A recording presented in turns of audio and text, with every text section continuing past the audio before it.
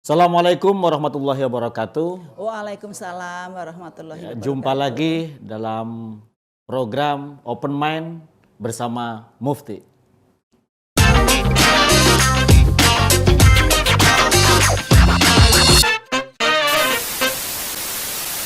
Kali ini kita bersama-sama dengan tim Open Mind bersama Ibu Puji Utami. Assalamualaikum Bu Puji. Waalaikumsalam warahmatullahi Sehat Bu ya? Alhamdulillah sehat. Ibu nih walaupun puasa tetap kelihatan ceria. Oke, pada kesempatan kali ini kita akan coba untuk ngobrol bareng bersama Open Mind dalam tema kekerasan dalam rumah tangga. Jadi sekalipun ini bulan puasa, saya kira mungkin KDRT agak menurun karena bulan puasa. Tapi saya belum paham, tapi ini mendekati Lebaran nanti PKDRT kemudian akan meningkat lagi atau tidak gitu. Lah Bu Puji ini adalah seorang advokat, beliau juga Ketua Majelis Hukum dan HAM Pimpinan Wilayah Aisyah dan juga Pusbakum Pimpinan Wilayah Aisyah. Bu Puji, ada banyak hal sebenarnya pertanyaan yang muncul ya tentang berkaitan dengan kekerasan dalam rumah tangga ini. Rata-rata nih Bu, rata-rata itu biasanya apa Bu penyebab pokok orang melakukan KDRT itu? Penyebab pokok adanya kekerasan dalam rumah tangga banyak sekali. Ada faktor budaya, ada faktor ekonomi, kemudian juga ada faktor kurangnya komunikasi yang lancar, Gitu. kemudian juga faktor pendidikan. Nah, itu juga merupakan faktor yang kadang-kadang menjadikan penyebab adanya KDRT tersebut. Nah, ini ada yang menarik ini, faktor budaya. Budaya yang seperti apa nih Bu? Yang kemudian budaya itu ikut mendukung orang kemudian melakukan Masing-masing kan itu kan menyangkut karakter ya. Oh, karakter jadi gini, ya. Jadi gini, kalau kita mungkin beda daerah, misalnya Beda daerah. saya orang Jawa mungkin. Oh, artinya ini Bu ya, berarti pernikahan yang berbeda kultur gitu ya, berbeda budaya. Mungkin kalau mungkin dari Sumatera mungkin agak tinggi ya suaranya, kita juga mungkin agak pelan, itu juga merupakan hal-hal yang perlu disamakan dulu perbedaan itu. Mungkin biasanya kalau orang Sumatera, Kalimantan mungkin di luar Jawa itu kan biasanya tinggi ya. Iya. Ini baik sekali. Tinggi itu maksudnya nada suaranya. Nah, intonasinya Iya. tinggi, mungkin juga cara bicaranya juga mungkin kalau orang Jawa bilang apa ya ceplas-ceplos gitu ya, apa adanya. Kalau orang Jawa mungkin itu mungkin ya kadang-kadang nggak terbuka, kan ada yang disimpan seperti itu. Itu bisa jadi ya, Bisa jadi itu kan penyebab. karena mungkin ada kurangnya komunikasi saja komunikasi, sebenarnya. Harusnya kan memang kita sebelum masuki ke pernikahan itu kan ada persamaan dulu, persepsi. Maksudnya persamaan visi suara misi. keras tinggi atau Bukan, budaya tadi loh Mas. Budaya tadi. persamaan pemahaman Saling gitu. menyesuaikan. Oh, menyesuaikan ya. Mungkin kita mendapatkan suami dari orang Sumatera, kita bisa menyesuaikan budaya Sumatera. Mungkin yang Sumatera bisa menyesuaikan orang Jawa. Tapi jangankan Sumatera, Jawa, Kalimantan, Jawa. Wong sama orang Jawa Bu, iya ya. Misal satunya daerah pantai, satunya kota. Desa itu pun nada suara udah berbeda. Ya, ada juga mungkin role model juga itu yang paling penting. Jadi role model itulah mungkin pasangan ini bisa laki bisa perempuan ya, bisa suami bisa istri ya. Jadi kadang itu nggak hanya suami ke istri, sama. Ada juga istri yang melakukan kesalahan bersuami, ada yang suami juga melakukan kesalahan ber istri. Itu role model. Mungkin ketika dia kecil, ketika dia masih dalam sebuah rumah tangga dengan orang tuanya, sering melihat orang tuanya itu bertengkar dengan cara memukul, bentak-bentak. Nah, ini kan si anak ini melihat seperti itu, dia akan meniru. Kelak dia akan jadi pelaku. Oh, Nah, gitu ya. itu, ya. Jadi anak yang hidup dalam sebuah keluarga yang plak-plak tadi. Ya, tadi orang tuanya agak plak-plak gitu mungkin ya. Maksudnya sering ada kekerasan, Iya. itu visual, baik itu psikologis maupun fisik. Itu anak ketika melihat itu dia akan merekam apa yang dilihat itu dia akan meniru. Oh, ternyata untuk menyelesaikan masalah ini dengan cara memukul, dengan cara menendang, dengan cara menghina. Nah, itu hati-hati orang tua. Makanya kalau orang tua itu sedang ada percecokan, sedang ada masalah itu tahan diri di depan anak itu jangan sampai terlihat sekali kekerasannya muncul. Oh, itu ya. Memang itu kan ada beberapa macam kekerasan ya, dalam arti ada kekerasan fisik, itu bisa menampar, menendang, memukul dengan apa namanya senjata tumpul, tajam sampai luka berat, luka ringan, sampai meninggal dunia juga ada. Kalau kekerasan psikis itu psikologis, kejiwaan, menghina, mungkin melecehkan atau mungkin juga apa namanya tidak boleh bergaul, tidak boleh bekerja, itu kan juga psikologis membuat orang nggak nyaman. Kalau ekonomi Bu, ada nggak pengaruhnya? Ada. Ini kan ya Bu, apa pandemi? Nah, pandemi kan rata-rata apa kemampuan ekonomi sebuah keluarga kan menyusut ini. Ya. Bisa jadi Maka faktor. saya bilang tadi ada faktor ekonomi juga sangat dominan sekali juga. Biasanya kita terima uang sekian, nggak cukup, akhirnya bakar.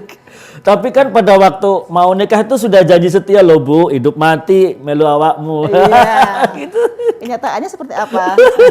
Tergantung situasi kondisi juga. Pas uang habis ngamuk. Karena kan si suami taunya sekian, Iya. terserah manajemennya. Iya, Istri iya. tidak bisa apa namanya tidak cukup untuk ini untuk itu. Nah itu kalau nggak ada komunikasi yang baik, kita akan bertengkar. Ya.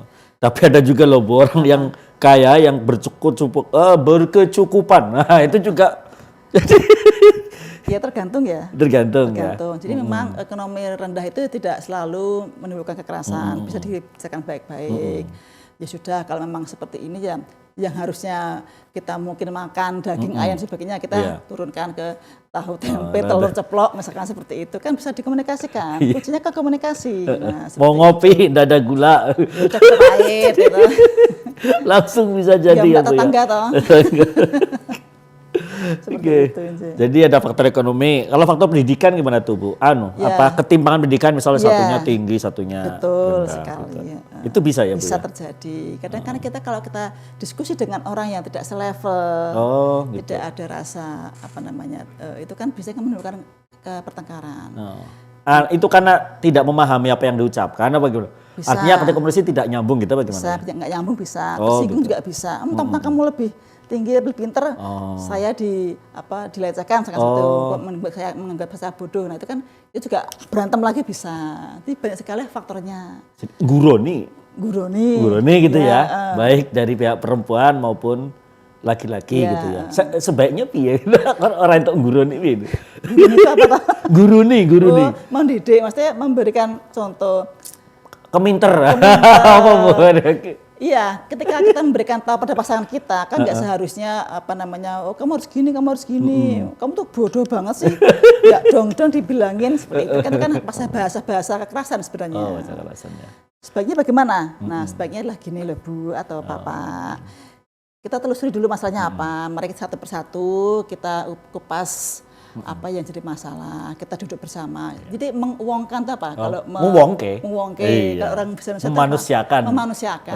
Meskipun pasangan kita lebih rendah pendidikannya, tapi kita tetap menghargai, menghormati. Apapun pendapatnya kita hargai. Bu, kalau kekerasan itu rata-rata yang pernah Ibu kan seorang advokat ya, tentu banyak pengalaman juga terhadap itu. Apa Bu misalnya kekerasan? Maksudnya apa? Gini. Kekerasan fisiknya itu dalam bentuk apa? Apa memang mukul apa memang? Banyak sekali. Dari pemukulan, penamparan, menendang, dijebles-jebleskan di tembok. Oh, jebles sih Mas Ibu? Dijebleskan itu didorong-dorong ke tembok. Oh, Mau dipraktekkan Mas? enggak. Sampai dengan senjata tajam, dengan tangan Misal kosong. jebleski dijambak, dibenturkan. Dibenturkan. Oh, dibenturkan ke tembok. Ini Tapi Jawa lebih tren ini dijebles-jebleskan tadi ya. Pakai bahasa-bahasa klien gitu. Iya. Seperti itu bisa, ada yang sampai sakit ringan, sakit berat, sampai ada yang meninggal dunia juga ada. Sampai meninggal itu, Bu? Iya, ada yang disetrika. Setrika apa nih Bu? Ya, tubuhnya, bukan bajunya. Oh, bukan bajunya, tubuhnya. Ada itu. yang disiram apa tuh air raksa ya, yang itu yang apa tuh air apa? Air keras. Iya. Ada yang, ya itu tadi banyak sekali. Tapi rata-rata paling banyak apa Bu? Mukul apa jebles? Mukul. Ya? Kalau mukul biasanya laki-laki ya Bu ya? Ya bisa perempuan juga bisa. Kalau perempuan biasanya mencakar Mas. Mencakar ya? Saya punya dapat klien perempuannya mencakar suaminya. Kalau laki-laki itu masuk KDRT? Masuk KDRT. Lawang Cen isone mencakar? Cakar ayam apa cakar? Nyubit termasuk KDRT enggak, Bu? Tergantung nyebutnya saya apa nyebutnya gemes apa nyebutnya kekerasan apa nyebutnya jengkel. Oh. Ya. Iya, angel lagi. Nyubit saya itu walaupun keras aku sayang tapi ngono ya, Bu ya. Beda kalau menunjukkan rasa sakit hati, sakit Oh. fisik itu udah kekerasan dong. Kalau nyebutnya sayang kan, ayo mah kita Oh, pergi beda ya, gitu, ke itu. kamar apa ke kamar mandi apa ke kamar dapur itu kan ada banyak kamar tuh. Iya. Oh, jadi yang paling banyak itu ya. Tapi kadang salah pengertian bisa juga jadi. Salah pengertian bisa. Jadi kuncinya komunikasi, visi misi rumah tangga juga penting. Oh, ada visi misi juga. Iya, Berarti kalau mau tuh raker dulu tuh. Nah, kita kalau membuat acara-acara ada visi misi tujuan, Iya, ada iya. proposal. Kok rumah tangga nggak ada visi misi proposal tujuan, ayo. Oh. Itu penting sekali sebelum menikah kita harus tahu itu visi misinya apa. Ya, visi misinya asal aku seneng setia ya sampai mati ya gitu sih selesai. Kadang orang tua juga ada kekeluargaannya ya.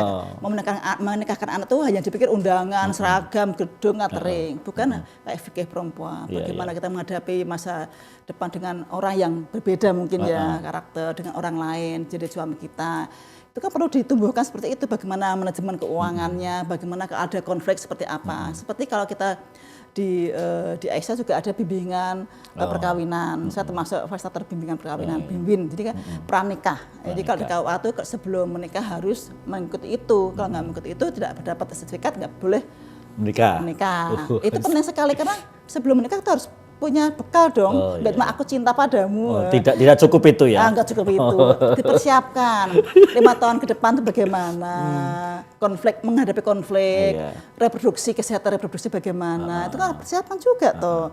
Manajemen keuangan, bagaimana hubungan dengan mertua, orang tua, ipar, itu kan juga harus dipertimbangkan juga. Lagi meh lebaran, pandemi, rono duit iso Ibu. Bisa.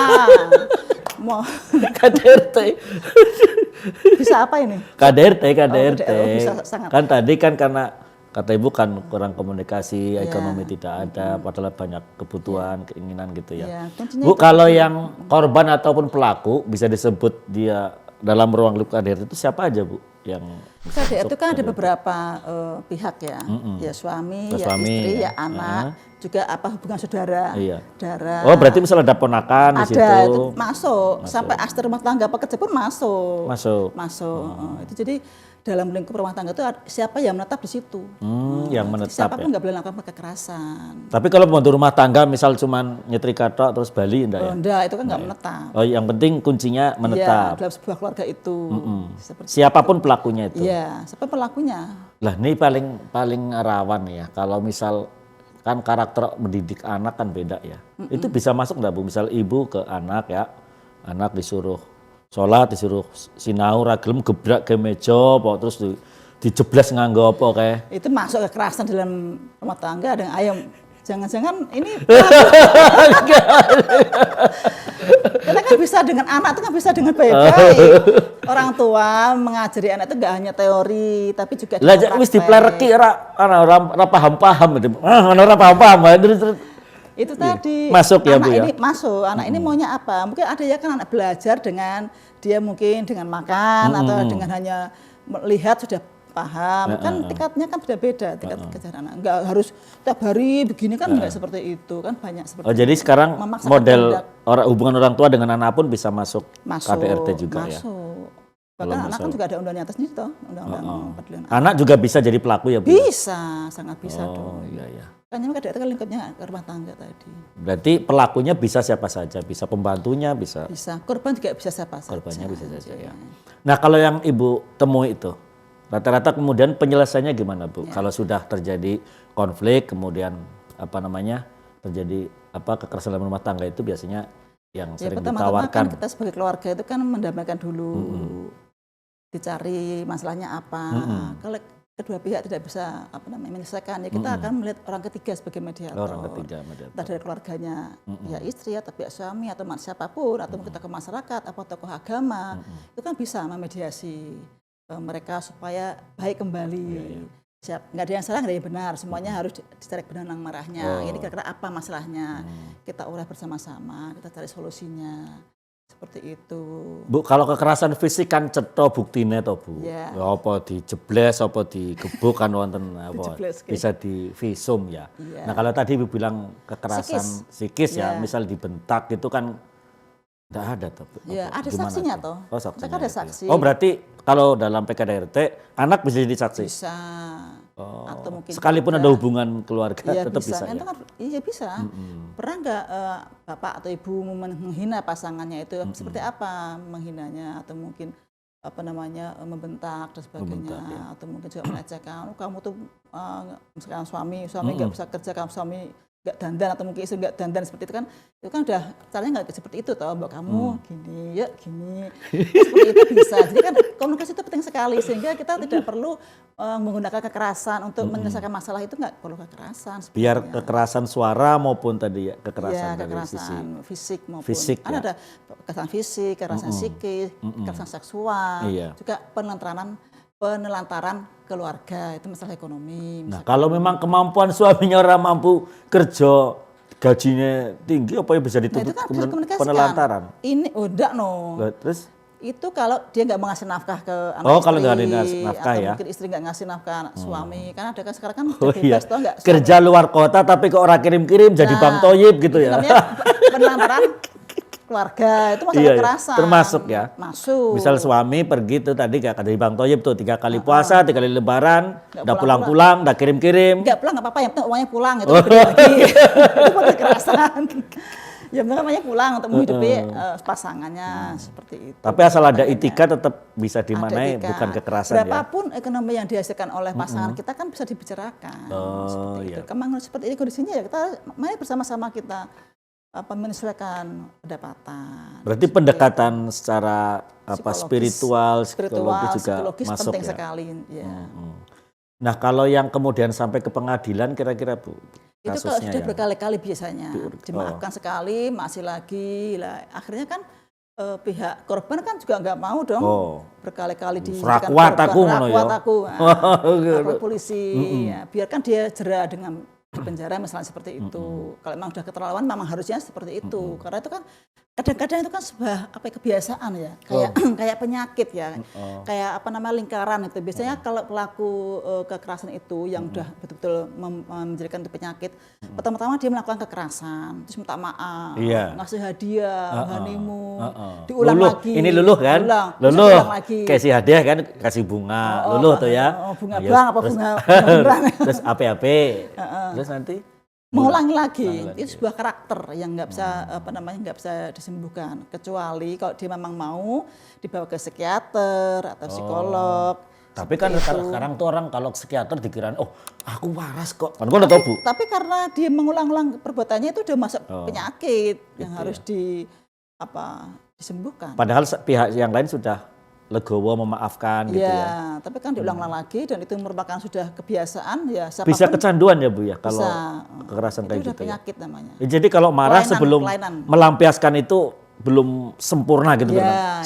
Sampai pada titik itu ya. Seperti itu namanya. Kalau titik itu ya pihak misal Puspakom itu memberikan penawaran bukan penawaran ya, jalan keluar yang untuk menyelamatkan keluarga itu ya. Karena dari pihak korban jelas dia ingin selamat, nggak mungkin dia meninggal konyol karena sering dipukuli pasangannya. Juga anak juga tidak bagus untuk tumbuh kembangnya yang saya bilang, dia akan menjadi pelaku juga kekerasan kelak kalau dia dewasa. Berarti bisa waris mewaris Bu ya. Bisa, karena dia melihat apa yang dilihat, role model ya di bawah sadarnya dengan merekam. Anaknya pasti meniru orang tuanya toh. Baik jelek kan berarti kan meniru orang tuanya. Karena dia kan orang tua kan guru yang pertama di rumah itu. Nah, kalau mau proses tadi lewat pengadilan tadi kepolisian itu gimana Bu? Dulu, ya. Cara pendampingannya kalau kita berikan konseling. Kita visum dulu. Kita ke dokter dulu diperiksa medis dan kita katakan bahwa ini akan dibawa ke jalur hukum sehingga nanti dokter akan membuat rekam medis yang sangat lengkap. Oh gitu ya. Nah nanti visum ini yang mengambil kan ke pihak kepolisian karena mau disampaikan ke ranah hukum. Lengkap visumnya, memang ada memar, ada macam-macam itu, baru nanti kita lapor ke polisi, polisi akan mengambil visumnya sebagai alat bukti. Tapi kalau lapor ke polisi bukan sembarang polisi Bu ya, ada unit sendiri? Ya biasanya ada. Ada ya, yang apa tuh Untuk ya? apa yang untuk Perempuan dan anak ya? Iya, PPA apa nah? Ya, Nah, lupa masuk ke saya situ. PPA itu. Nah, ini Bu, dalam hal itu Ibu memberikan itu juga kalau ini masuk ke ranah pidana tadi bisa berujung cerai loh. Dikasih tahu Bu apa gimana? Ya bisa, ya saya beritahu apa. Jadi gini, saya akan buat list atau daftar pada klien kita. Kalau kamu laporkan ke suamimu atau pasanganmu ya, bukan bisa suami bisa istri. Akibatnya kalau terbukti dia akan dipenjara. Kamu sudah siap dengan sanksi sosial, mungkin kamu sudah siap dengan kondisi. Iya loh Bu, kalau di penjara nanti kamu punya bapak napi loh, kamu punya ibu, kan itu kan, iya. ada labeling kan? Kita akan siapkan itu. Jadi sebelum kita melangkah lebih jauh, lebih ke hukum tadi, kita akan membuat list daftar iya. negatif positifnya. Negatifnya jelas nanti akan ada sanksi sosial. Artinya dia akan melihat kondisi yang tidak seperti dulu, mungkin secara ekonomi, psikis, sosial. Berarti pilihan tetap ada pada. Pilihan, iya. Kelebihannya mungkin kamu selamat. Anak-anak juga selamat karena nggak melihat orang tuanya selalu seperti itu. Karena itu kan ada beberapa ada list atau daftar. Kamu pilih yang mana? Katakanlah negatifnya itu udah 10, positifnya ada 15. Kan pilihannya pada klien. Tapi kadang-kala ada yang saja. cukup susah ya Bu ya untuk mau terbuka ya. Orang misal ada sebuah keluarga di dalamnya ada KDRT tapi masing-masing menutup gitu ada Bu ya. Ya, itu kan tergantung konselornya ya. Konselornya ya. Ya, kalau kita bisa membuat dia aman, nyaman, dia dijamin kerahasiaannya. Oh iya. Kita kan juga advokat kan punya juga kode etik merahasiakan kasus-kasus. Tapi kan ada juga keyakinan, loh kalau saya cerita nanti saya membuka aib keluarga. Itu gimana tuh? Kan untuk penyelesaian. Beda kalau kita cerita sama orang yang untuk ngerumpi iya, gitu. beda ya. Jadi dia salah sasaran, mungkin cerita sama ibu-ibu atau bapak-bapak yang bukan konselor, itu jelas bisa membuka aib namanya. Kalau dia cerita dengan pengacara, advokat, konselor, baik itu hukum maupun psikologi, itu kan tidak membuka aib, tapi untuk menyelesaikan masalah. Oh gitu ya. Tapi KDRT cukup unik ya Bu ya, karena mungkin ya, ada enggak sih kalau kekerasan itu juga dipicu oleh korban? Contohnya gimana? Misal suami mau ada sesuatu yang tidak diperkenan sama suami, istri itu cerewet terus kakek ngomong terus akhirnya kan mungkin suami hilang kesabaran, akhirnya ya kalau main tangan tadi gitu gimana Bu? Ya, artinya ada peran istri. Ya mungkin saja ada ya, karena kan semua rumah tangga nggak ada yang sempurna ya. Mungkin istri ya mungkin karena mungkin suami dibilangin pelan, mungkin nggak pernah cuek, ya udah dicerewetin aja sekalian. Nah itu kan seperti itu. Tapi karakter juga juga ya. Itulah perbedaan antara suami istri yang harus disamakan, makanya visi misi harus sama. Saya cerewet, kamu pendiam. Nah, saya sempurna, harus tata rapi, mungkin suami atau istri suka melempar-lempar barang karena itu kan kalau kita nggak saling memahami kan juga berantem. Nah sekarang untuk memunculkan keberanian dari korban kemudian dia mau terbuka gimana Bu? Itu tadi dijamin keamanannya. Dijamin keamanannya. Kerahasiaannya. Iya ya, wong dia hidupnya, dia melaporkan hidupnya tetap serumah kan ya tetap merasa terintimidasi, ada trauma, terancam, itu kan gak nyaman. Apalagi pihak pelaku sudah paham, kamu lapor, malah ditangani lebih keras. Itu pentingnya kita memberikan penyuluhan hukum ya, bahwa kita warga negara Indonesia mempunyai hak asasi manusia, hak kebebasan, kenyamanan, apalagi rumah tangga itu kan juga harus nyaman, senyaman mungkin. Kemudian juga saling pengertian, meskipun berbeda, tapi penuh pengertian itu saya pikir bagus ya untuk menyelesaikan masalah itu dengan komunikasi tadi, nggak perlu banting-banting barang. Tapi kalau misal istri yang jadi korban, sedangkan kehidupan istri full tanggung jawab suami. Nah, itu Ibu pernah nemuin kasus kayak gitu? Sering. Nah itu jadi misalnya gini, saya takut nanti kalau suami di penjara, gitu, bagaimana Bu. ekonominya, seperti itu. Akhirnya mungkin dia membiarkan untuk pilihan. Nah sekarang ibu punya keterampilan apa, punya skill apa, itu dikembangkan. Perempuan harus mandiri juga. Jadi ketergantungan itu juga nggak bagus. Seperti ibu rumah tangga kan putar masak, buka catering, buka warung makan. Jadi konselor tidak hanya memutuskan persoalan yang sisi hukumnya enggak ada ya, tapi juga kemandirian. Iya, pemberdayaan perempuan juga saya berikan itu. Kayak satu nggak bisa apa-apa, ibu kan di rumah tangga biasa masak, itu pasti enak loh masakannya, kita buat seperti itu. Bukalah rumah makan, catering atau apalah, sekarang ada apa tuh yang online itu kan mudah, jadi nggak ketergantungan, sehingga nggak ada rasa khawatir dan sebagainya. Karena kan pertama biasanya rasanya takut ya nanti kalau istri saya, suami saya nggak ada nanti gimana kehidupan. Padahal anaknya misal 4 atau 3 gitu. Itu umum seperti itu. Terus siapa nanti yang menghidupi itu? Tapi terus Ibu berikan gambaran kedepannya akan lebih rusak lagi kalau berlanjut gitu ya. Kalau misal sudah di kalau itu terjadi terus menerus, ini juga akan melahirkan generasi yang pelaku kekerasan. Gitu. Biasanya kalau saya membaca buku itu, kalau laki-laki itu akan meniru gaya orang tuanya seperti itu. Kalau perempuan biasanya takut menikah karena dia melihat bahwa semua laki-laki itu kasar, keras. Gitu. Ini berbahaya sekali untuk anak-anak generasi penerusnya. Kalau yang kemudian tidak lapor polisi tadi, apa Bu yang ditawarkan oleh dari Puspakum atau dari kalau sudah kita buat mediasi gagal, lapor polisi nggak mau karena nggak mau ribet, nggak mau mencemarkan nama baik keluarga juga. Iya betul Bu, itu juga penting loh Bu. Ya karena memang di masyarakat kita kalau urusan polisi di penjara itu pasti kriminal. Nah, pasti entah itu mencuri atau membunuh atau apa, kan belum tentu juga. Nah itu biasanya kita tawarkan solusi apa, gitu ya. Mungkin berpisah dulu sementara, kayak ada shelter atau rumah aman. Bagaimana? Apakah suami atau istri? Rumah aman maksudnya gimana Bu? Rumah aman itu ya rumah yang aman, artinya dia betul-betul nyaman gitu. Entah itu di rumah saudaranya atau apa. Ini berpisah sementara itu hanya untuk apa ya? Untuk mengedukasi pasangan kita kalau nggak ada itu gimana ya, nyariin nggak sih gitu kan kita ada rasa-rasa kangen nggak sih seperti itu. Angger cuek ya berarti Chan. Ya wes piye meneh. Tapi biasanya ono sing marani Bu. Apa marani ki? Menemui. Wah, menemui. Ngunduli ya, marani itu. Iya. Seperti itu. Berarti perlu ada jeda beberapa waktu. Ya, coba menenangkan diri dulu. Berapa biasanya? 3 bulan, 4 bulan, 1 tahun, 2 tahun? Jangan lama-lama. Karena kan punya kewajiban ya. Itu harus dibicarakan secara terbuka juga toh. Nanti gimana kewajiban istri misalkan setiap hari memasak sebagainya bagaimana, suami bagaimana dalam pekerjaannya itu kan juga dibicarakan juga. Tapi udah mediasi gagal, kemudian semuanya gagal, ya sudah ada pilihan mungkin berpisah. Jadi memotong rantai kekerasan itu ada 2 macam.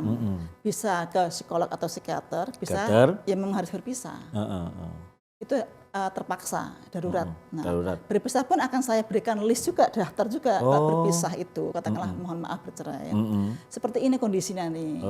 Gitu ya. Jelas ini tidak punya pasangan, single parent. Dari ekonomi bagaimana? Apakah bisa mengatasi? Anak bagaimana? Tinggal di mana? Bagaimana dengan harta bersama? Itu kami berikan.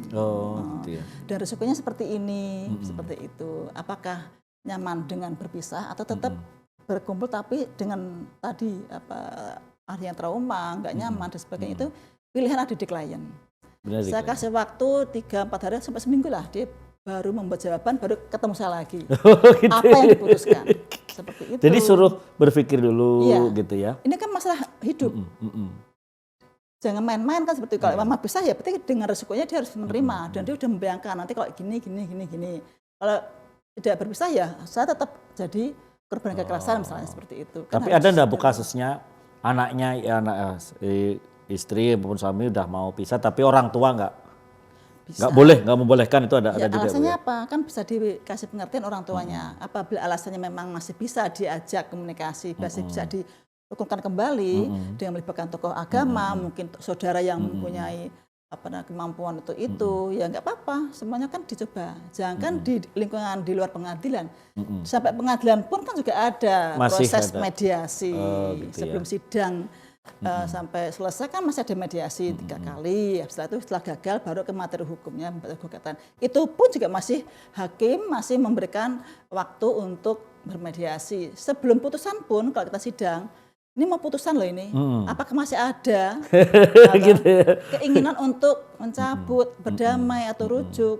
Nah itu masih diberikan, apalagi kita yang di luar pengadilan masih memungkinkan dengan syarat si pelaku ini betul-betul sembuh, tidak melakukan lagi kekerasan pada pasangannya, seperti itu. Si pelaku itu tidak murni laki-laki ya? Iya, bisa laki-laki bisa perempuan. Pernah nangani juga Bu yang perempuan yang jadi pelakunya? Ada. Itu karena pencemburu, karena itu tadi kadang pulang malam atau dicurigai, ada komunikasi. Itu karena kalau pulang nggak bawa bakmi mungkin. Pulang nggak bawa bakmi.